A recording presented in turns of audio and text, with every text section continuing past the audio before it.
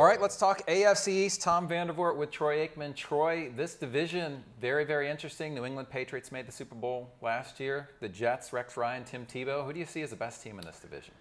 Well, the Patriots are a hard team to bet against with all the success that they've had here over the last 10 years. And more recently, even last year, for that team to make it to the Super Bowl and go 13-3 was really impressive, and it was driven obviously by the offense and Tom Brady. But I said it throughout the season on this show that the defense, really, in my opinion, I didn't think was good enough to make it as far as they made it, right. And yet there they were, and I think that says a lot about the league right now.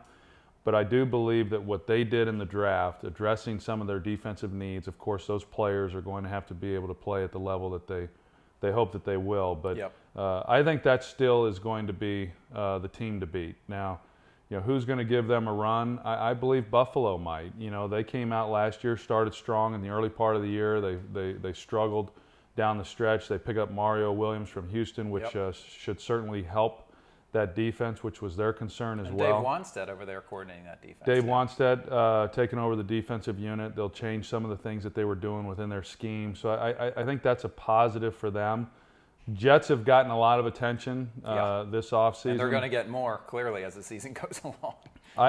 I'm really interested in following that situation. I don't like the pickup. I have nothing against Tim Tebow. Right. I just don't like, for a team without a really established quarterback like Mark Sanchez, now you bring in someone like Tim Tebow. We've already seen it here in the offseason. It takes a pretty strong quarterback to be able to handle that, particularly in the New York market. So I think that's going to be a real challenge for that Jets team. Yeah, it's interesting, too, if you think about the Jets. You've got Rex Ryan, who's a very voluble coach. He's out there with statements. You've got Tebow coming in there. Is that a hard situation for a locker room? I mean, what can happen to a locker room when you have all that kind of conversation? Well, I just think that, unfortunately for the Jets, there's been a lot of discussion here recently that hasn't really pertained to a lot of what's happening on the field, right. And so the fact that Mark will have to address, as he has already, address, hey, what's it going to be like playing, with Tim Tebow, and how's he going to be used, and all of those types of things. As a quarterback, and knowing what that's like, certainly not to the extent that right. that a guy like Tim Tebow brings, but that's challenging, and I think it's going to be a really tough situation. I think it's going to be hard for that team and that offense and that quarterback to overcome. Now, we haven't talked about the Miami Dolphins, but it's interesting as Joe Philbin moves over there from Green Bay. You've got a young quarterback, possibly in Ryan Tannehill, probably going to end up starting at some point this year, I would think. What's that like? I mean, you came into a rebuilding situation with a new coach, and what are Dolphins fans, if they're looking for signs of progress, beyond the record, right? Because you came in, your first year was a rough year for the Cowboys, right. But there was clearly some progress and some foundation being laid. What should Dolphin fans look for from that team? Well, I think the difficult thing, we see some exceptions where a rookie quarterback will step in and take over and they'll have success. But I think by and large, and I think fans are pretty patient with that, but the expectations typically aren't real high when you've got a young quarterback stepping in. Ryan Tannehill, at some point, as you said, will be the starter. Maybe it'll be week one. Yeah. I think that he has an advantage in that, he knows the offense. Mike Sherman, who was his head right. coach there at A&M, is the offensive coordinator with the Dolphins.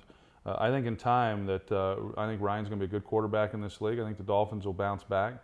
I like Philbin from what I know of him when he was at Green Bay. Now the transition to head coach, that's a big one. But I think that for the fans, they will primarily judge the team's progress based on what they see of the progress of their young quarterback, Ryan right. Tannehill. And how important in a rebuilding situation, or really for the strength of any football team, is the line play? Because I know when I think back to your Cowboy teams, that offensive line just seemed like the foundation that right. allowed you and Emmett and Michael Irvin to do what you guys did. Well, it's an area of the team that people don't talk a lot about. Fans don't get excited when you draft those guys, right. early in the rounds, right. but yet without them, it's cliche, but nothing else really matters. It doesn't matter what kind of skill players you have if you're not protecting them and you're not able to open some holes for them. So that'll be important, especially for a young quarterback. I mean, if you're able to run the ball and you're able to protect him a little bit and at least give him a little bit of confidence that he's not the guy who has to try to carry the whole load, it'll go a long way in his development. And lastly, going back to the Patriots, Tom Brady seems to be in that kind of rarefied air that you once occupied. And the tight end's really such a big key for them. How has the tight end position changed since when you played to now, and what can defenses do to stop these big athletic guys? Well, the defenses really don't have the answer for that yet, you know, and you know how the position has changed is when I was playing, we had a guy like that. We had Jay Novacek, and the only other player in the league at that time who was similar in his skill set was Brent Jones with the 49ers. And I know when we lost Jay Novacek, then you know, we talked about it and said, hey, we need another guy like Jay Novacek, but you can't find those guys. Now, virtually every team has one. It's amazing, you know, how athletic that position has become. It's essentially a wide receiver playing the tight end position, and you know, the Patriots have been able to have great success with Rob Gronkowski and then Aaron Hernandez, and the matchup problems that they present. You know, defensive backs, no matter how good their cover skills are, they're typically not big enough in order to defend a guy that's 270 pounds, right. 260 and the linebackers pounds. aren't fast enough. Linebackers aren't fast enough. So it creates a real problem for these defenses, no question. So if I had to pin you down, you still think the Patriots the class? I like the Patriots in the East, yes. All right, there you go. Our look at the AFC East for Troy Aikman. I'm Tom Van Voort. Thanks for watching.